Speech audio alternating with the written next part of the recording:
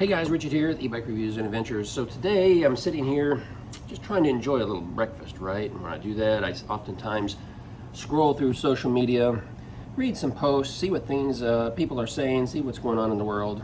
You know, that's kind of like my morning routine. I'm usually not up this early making videos, but I'm scrolling along and I see a post from someone, and it's about a video topic I've been thinking about.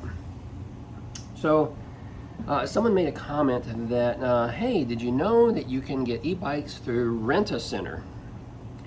Now, I've never used Rent-A-Center, but I am a little familiar with it, and if I'm not mistaken, that's the store where you can go and you can rent to own type of thing, right?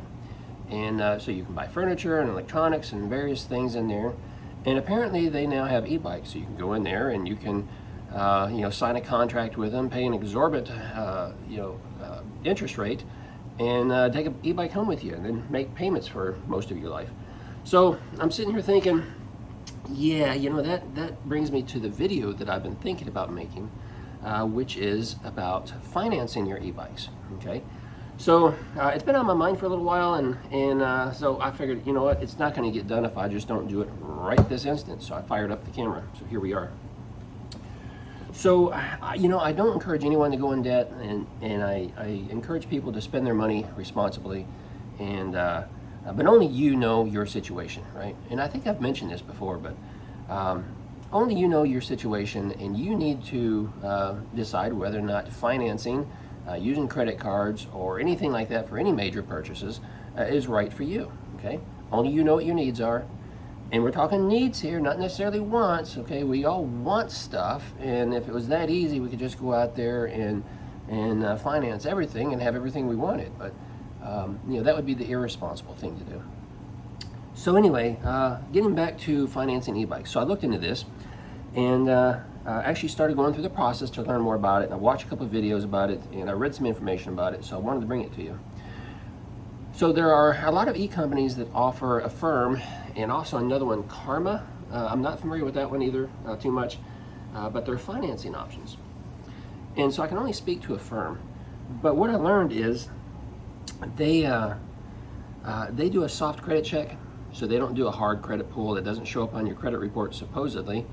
And within just a minute or two, they tell you what your buying power is. And so it's kind of simple, when you go out there and you find that favorite bike you want to buy, like the Magicycle Deer, you pull it up, you add it to your shopping cart, you go through the checkout process, you give me your name, address, all that good stuff.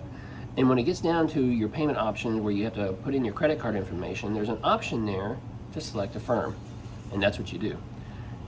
So you go through there, you fill out Affirm's simple little questionnaire type thing, and they go do a soft pull of your credit, and they tell you how much buying power you have. So at that point, what happens is, if you're approved for it, they go ahead and complete the checkout process. And what I've seen by playing around with this a little bit, you can get sometimes you can get really low interest rate, like 0% interest for 3 months or 6 months. So you don't really pay anything because they don't charge fees. They don't charge you, any type of fee or anything. So you can literally buy, get an e-bike or anything for that matter. Interest-free for the first 3 months, 6 months, or something like that. But then if you want to stretch that payment out a little bit, then the interest rate starts piling up. Now, it's different for every e-bike manufacturer, because I tested a couple of them, and it looks like, I'm thinking maybe the e-bike manufacturer has some say in what the interest rate is going to be or not. I'm not sure, but I've bounced from one to another, and I saw different rates, 0% interest for 3 months, or 0% for 6 months, or 10% interest for 3 months, and 25% interest for a year and a half or whatever. And it just kind of seems to be different for each one. So yeah, I'm not sure who controls that, but just be aware that that is there for you. Now, from what I've learned also is that, say a firm says you're good for, let's say, $2,500, okay, and you go out and spend $2,000. So what's going to happen is you've got to make a payment, like you would a credit card or anything else for that $2,000.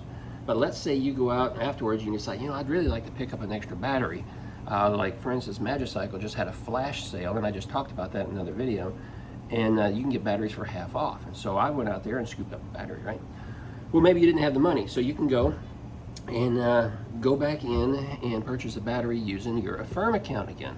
But what happens is it's a new loan commitment. Okay, so it's kind of like getting another loan for that battery or whatever it is you're purchasing. And at that point, a new loan payment is set up for that particular item.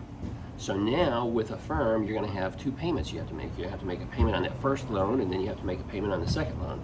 So if you go out there and use Affirm and buy a whole bunch of stuff, right, you might have, you're going to have a payment for each transaction, and it's going to fall on different days of the month based on when you made your purchase. So, it could be an option for some people if you're really in a need for an e-bike or something. Maybe you need it to get to and from work.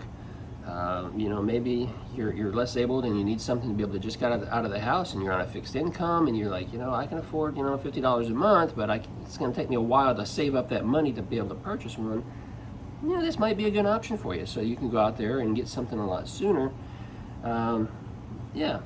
And it looks like you can pay these things off early. So if you get into a windfall of money and you just want to go and pay these things off, you can. It doesn't look like there's any penalties or fees or anything for paying it off early. So not a bad deal. Not a bad deal.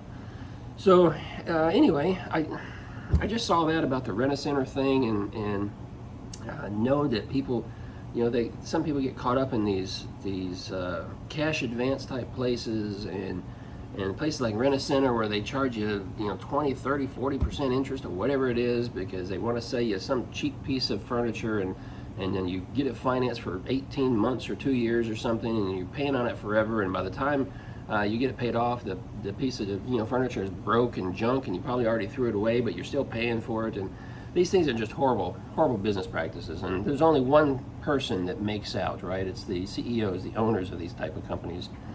But anyway,